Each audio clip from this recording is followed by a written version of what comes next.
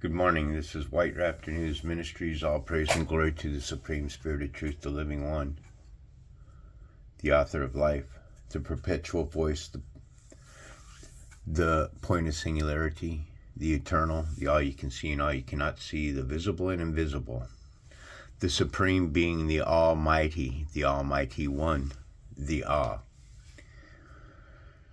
I'd like to start off this morning with a welcome to the channel to an old friend of mine.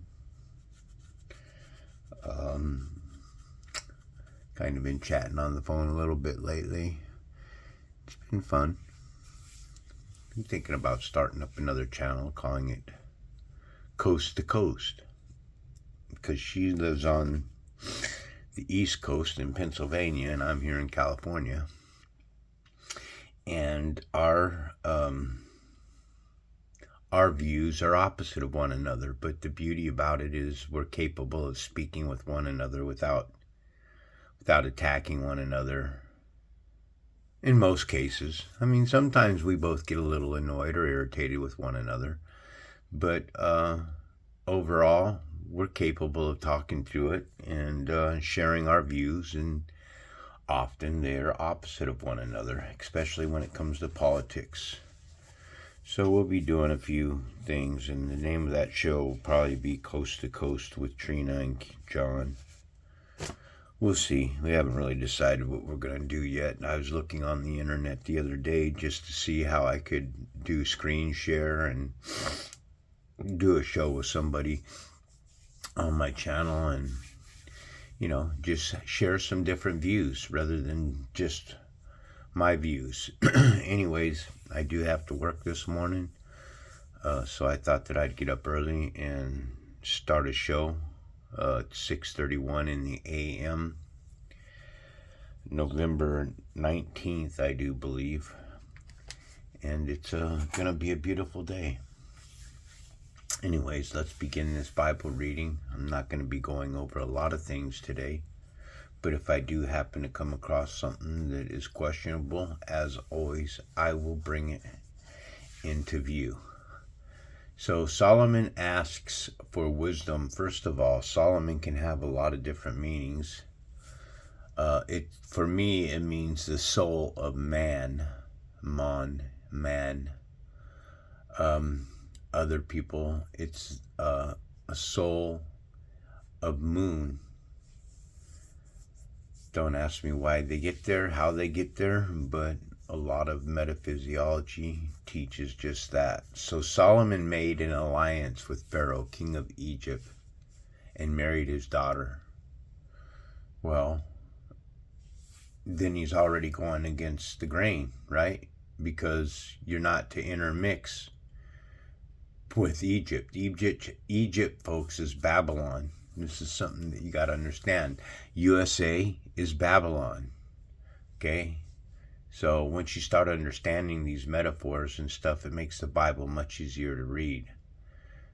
The Egyptians knew and learned a long time ago about reincarnation and stuff. They've known about reincarnation for a long time.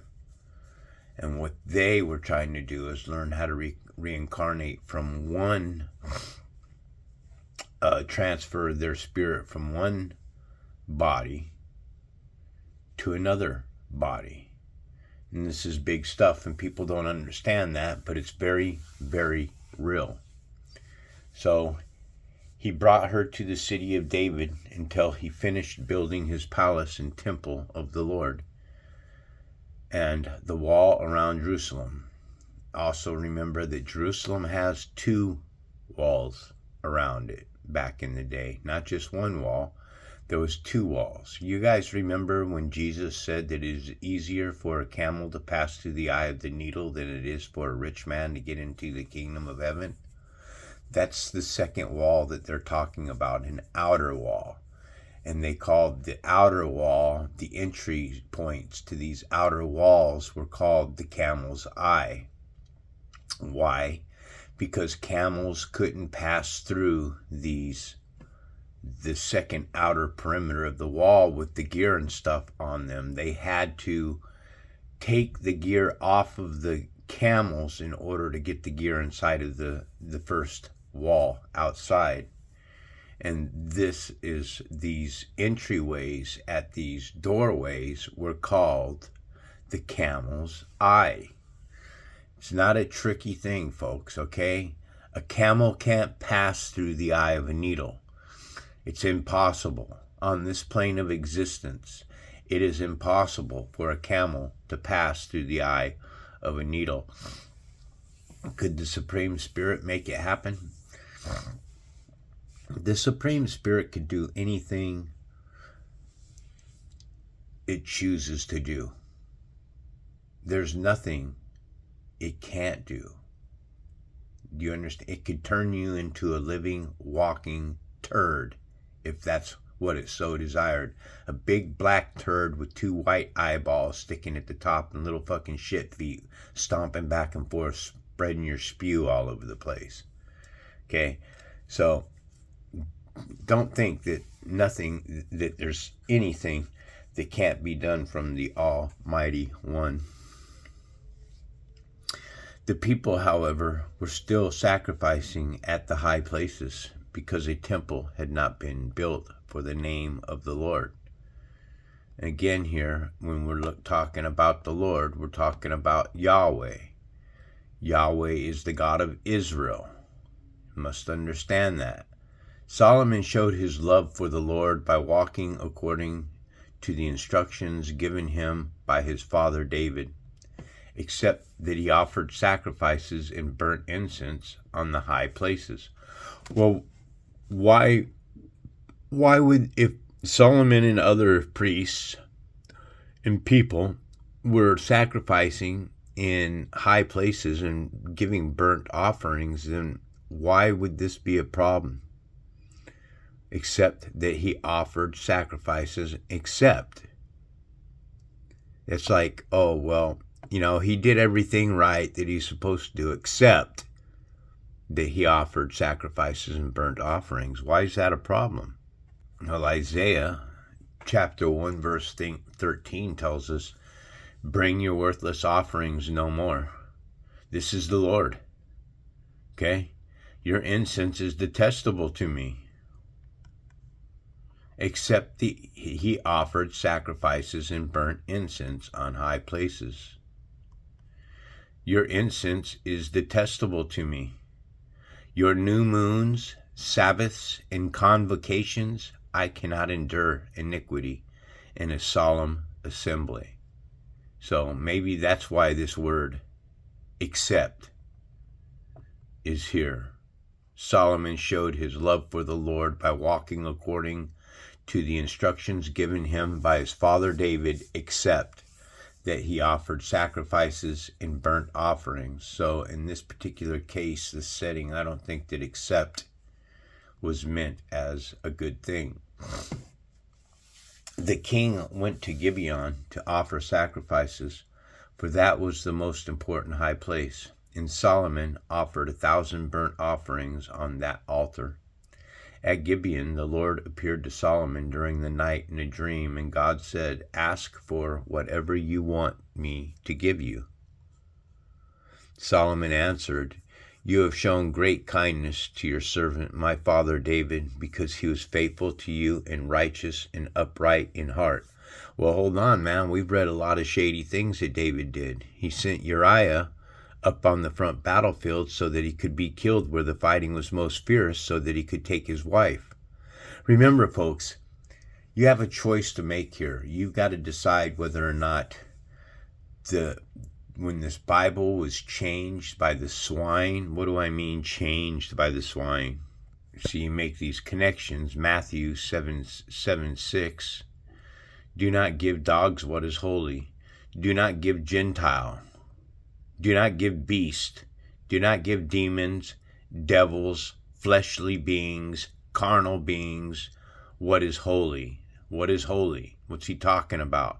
Do not, and this is Jesus, by the way. Okay? First take the beam out of your own eye, and then you will see clearly to remove the speck from your brother's eye. And notice here, your eye, take the beam out of your eye. Why isn't this plural? Your eyes, so you can see clearly to remove the speck from your brother's eyes. Because it's singular, because it's making a reference to this here. Reference to the pineal gland. This is the light of the eye. This is the lampstand. You understand? So when he says, you will see clearly to remove the speck from your brother's eye, but you must first remove the beam. Isn't this kind of odd? A beam? Now I know in this particular setting we're talking about, most people would equate a beam with like a piece of wood.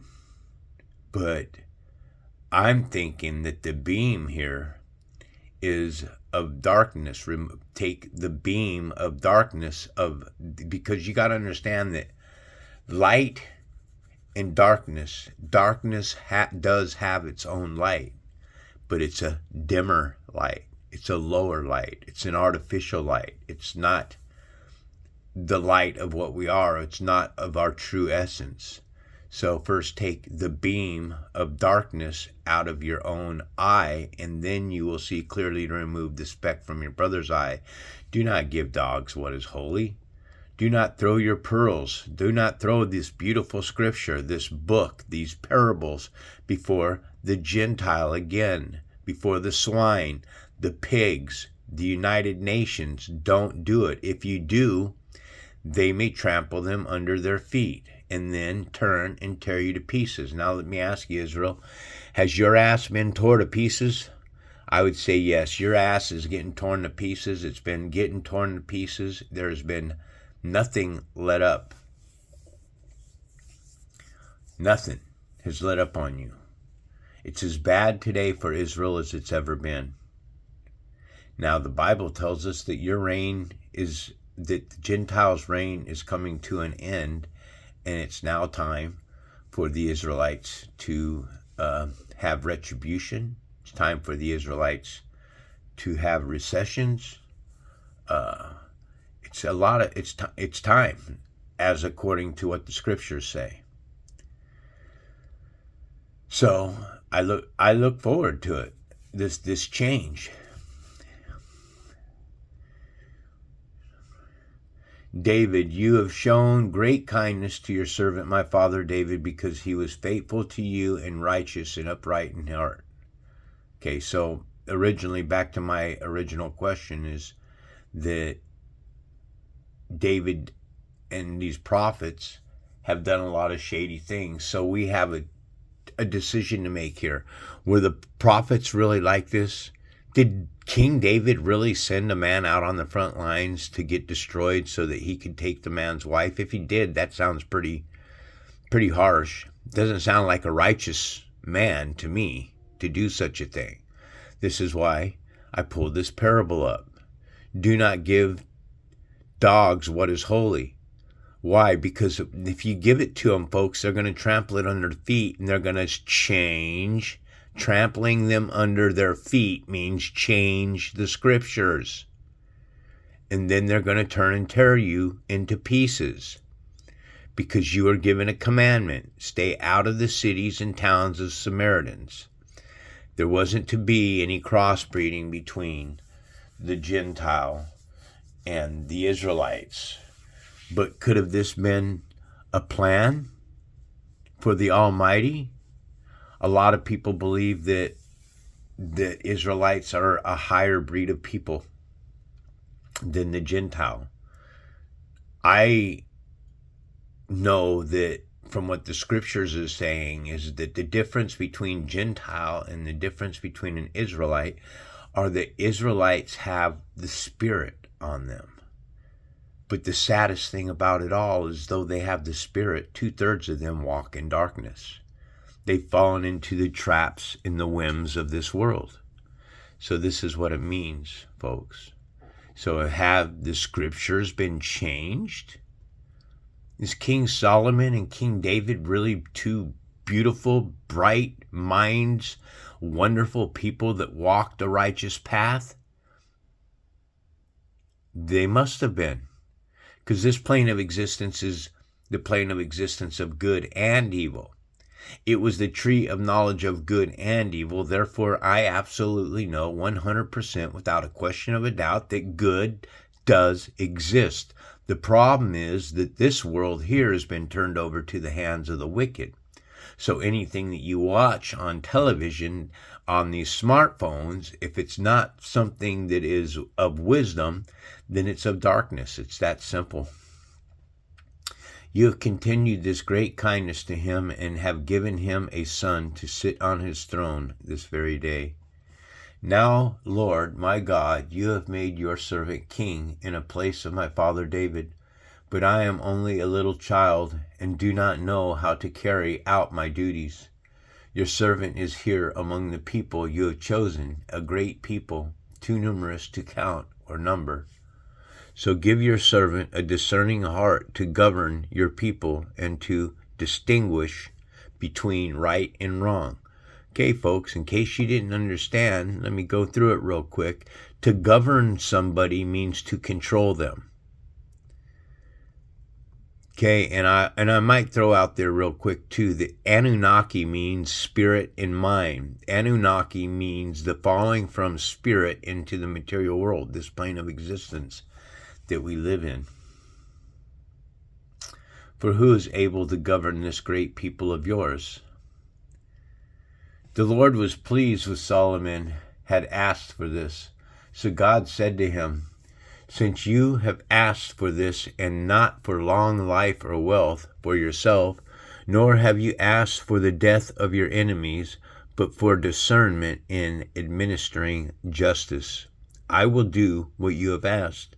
I will give you a wise and discerning heart, so that there will never have been anyone like you, nor will there ever be. Moreover, I will give you what you have not asked for, both wealth and honor, so that in your lifetime you will have no equal among kings.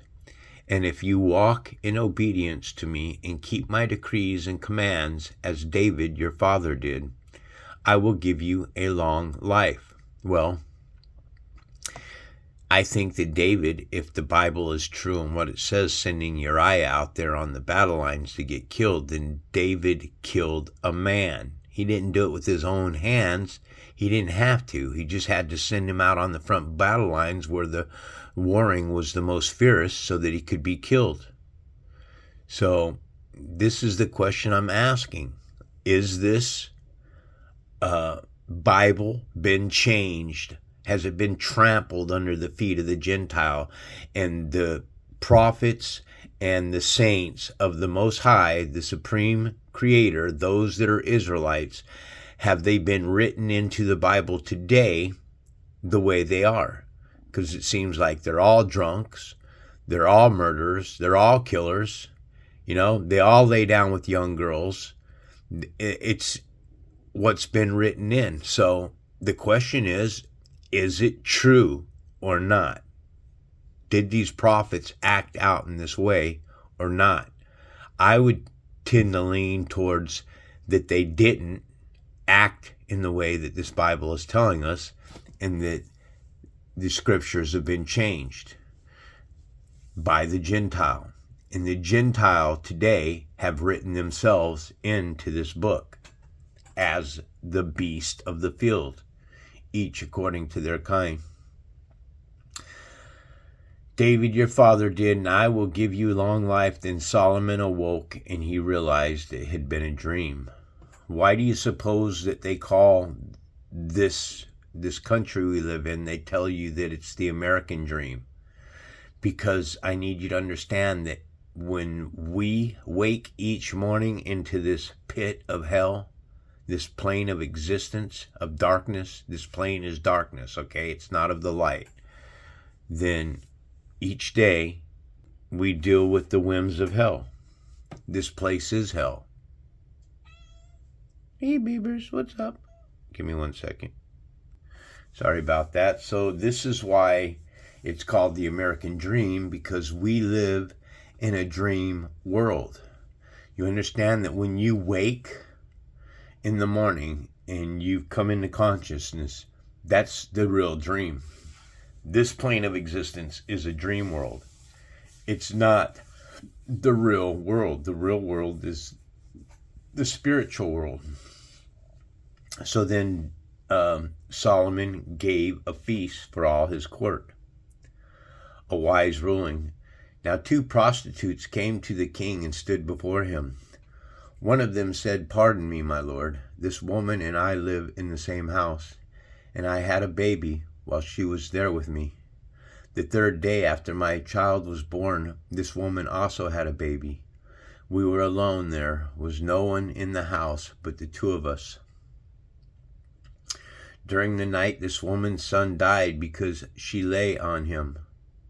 So she got up in the middle of the night and took my son from my side while your servant was asleep." Now, folks, I don't know, that kind of sounds washy. I don't think that a mother would lay on their child. I think subconsciously, consciously, in the mind, when you have something like that, a child laying beside you, especially a newborn, that you're so aware. Your internals are aware. There's just no way that you'd up and roll over on a child and kill your child while sleeping. Okay? No, maybe that's why the baby crib was invented, because this woman laid on her child and killed her. So Solomon said, "From here on out it is decreed that a mother and a child cannot rest together, that a baby must be in a crib." It sounds dumb. She put him by her breast and put her dead son by my breast. The next morning I got up to nurse my son, and he was dead.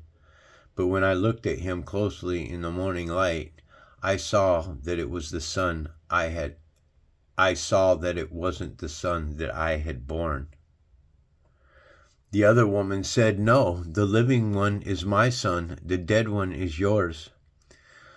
But the first one insisted, "No, the dead one is yours and the living one is mine." And so they argued before God. Now again, I feel that this is a metaphor. This is a metaphor for the dead and the living. One is dead and one is living. One race is a race of dead people. One race is a race of living people. The Gentile that were created on the 6th day of creation are the walking dead. Okay? The biggest trick that Satan pulled over everybody's eyes on this plane of existence was trying to get you to believe that we are all one human race.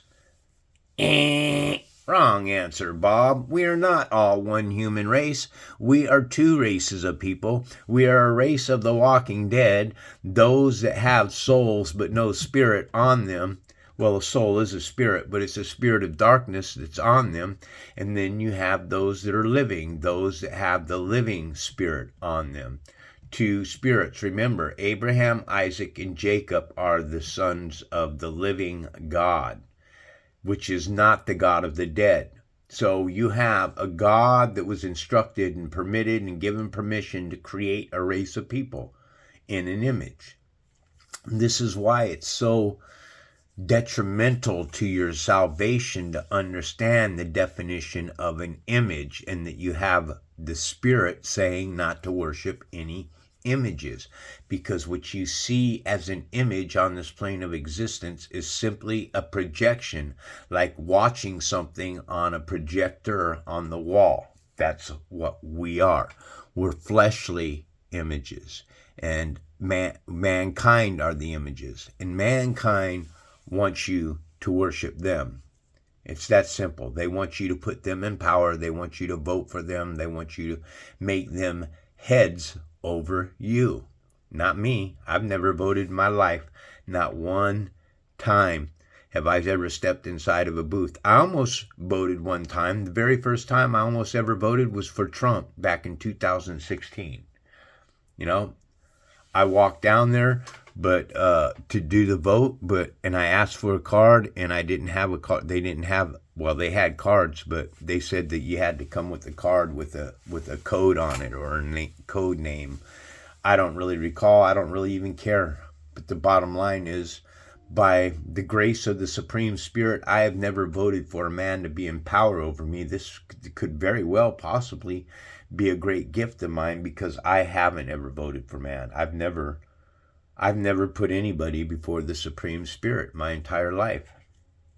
I walked in darkness for many years, but I always had this.